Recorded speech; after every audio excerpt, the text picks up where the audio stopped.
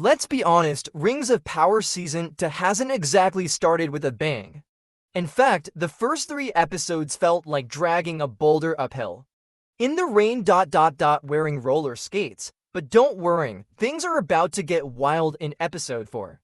So buckle up for high-octane action, like people walking through forests, people walking through deserts, and, wait for it, other people walking through other deserts. You're welcome. Oh, and ever wondered how Gandalf learned magic? Spoiler, he wasn't just born as an angelic demigod who knew everything already. That would be too easy. Want to discover the true origin of the Shire? Hint, it was definitely discovered by a strong female heroine. Want to see soy boy Isildur and Don Lemonlass get swallowed by a mud monster, only to escape and laugh about it like they're in a buddy cop film? Episode 4's got you covered. And of course, Galadriel is ready to finally shake off the elf patriarchy and go full girl boss mode. Trust me, you're in for a treat because episode 4 is practically fanfiction, written by people who probably skimmed the Cliff's Notes on Tolkien during their lunch break. So grab your popcorn as we embark on this epic quest together. The episode kicks off with Galadriel and Elrond setting out on their super urgent mission to warn Celebrimbor about the looming threat of Sauron. Time is ticking, every second counts. Naturally, they do the only logical thing: walk, slowly, on foot. Through endless landscapes, forget eagles or horses, that would be too practical. Instead, it's the elven village people sadly, no wheelchair-bound elf to complete the diversity checklist on a leisurely stroll toward impending doom. At one point, they come across a bridge that's been blown to smithereens. Naturally, Elrond, in his infinite wisdom, assumes lightning did it. Because yeah, that's how lightning works now. Galadriel is like, nah, bro, this is obviously a trap, but Elrond, ever the optimist, is like, it'll be fine. Spoiler, it wasn't. Cue an attack by some spooky bear-wights who apparently skipped the part in Tolkien's world where they weren't invincible regenerating monsters. But hey, it's Rings of Power, baby. Who needs accuracy? Meanwhile, Budget Frodo and Sam busy wandering through the desert after surviving a Gandalf-induced tornado. Because sure, that's totally a thing now. They randomly stumble upon the one person who can lead them back to their tribe. What are the odds? And of course, this tribe is another picture-perfect example of Middle-earth's suspiciously modern-day diversity casting. Who knew ancient fantasy races were such melting pots? Not Gandalf is also wandering through the desert and, shockingly, runs into none other than Tom Bombadil. Because why not? Apparently, he's now a cross between Yoda and a CNN commentator. He's got advice, wisdom, and the inside scoop on everything happening in the neighborhood. Lucky, right? Lastly, we've got Isildur and Don Lemonlass, who, brace yourselves, are walking through a forest, again, with Estrogen the character, not the hormone leading them straight into a quicksand worm trap. But don't worry, Lemonlass slices his way out, because swords solve everything. What follows is a scene so lucky, it's like the writers are rolling critical hits every 5 minutes. Estrogen tries to help, then betrays them, only for some random ents to show up and save the day. Of course, nobody's hurt, not even a scratch.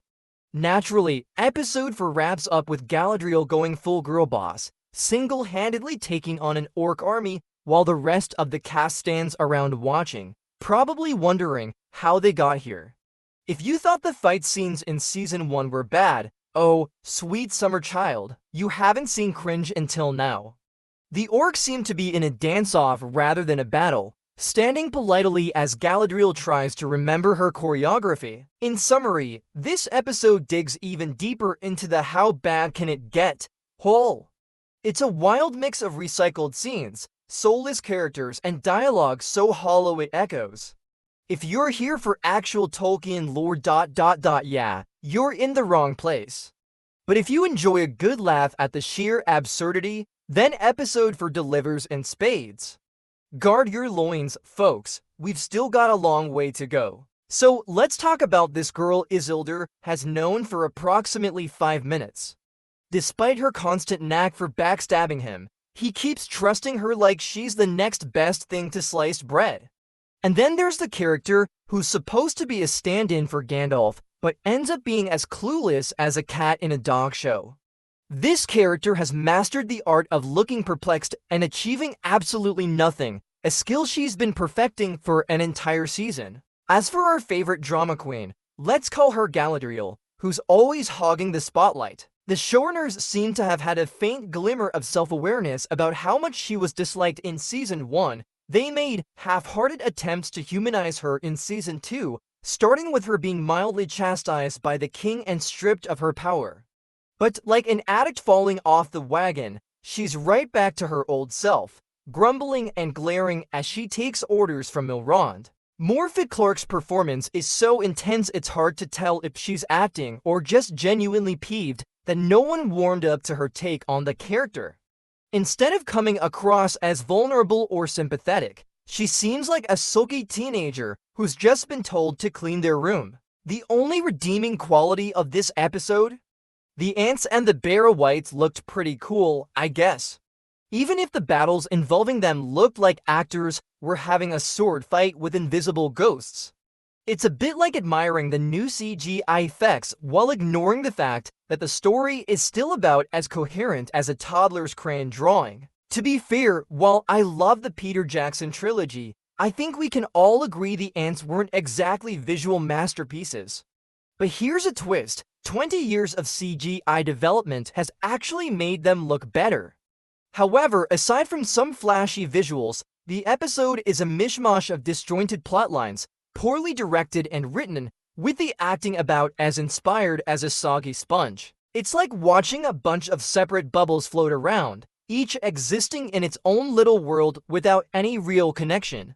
If you're on the fence about this show, episode 4 won't exactly give you a reason to jump in.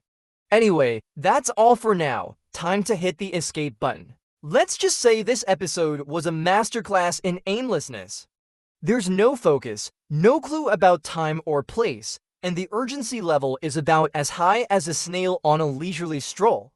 The world they've created feels less like a grand, interconnected universe and more like a bunch of soap bubbles floating in their own little orbits, bumping into each other, but never actually connecting. If you were hoping episode 4 would give you a reason to dive into this show, think again. It's like trying to find a needle in a haystack if the needle was invisible and the haystack was made of air. Anyway, that's all I've got for today. Time to hit the road and forget this episode ever happened.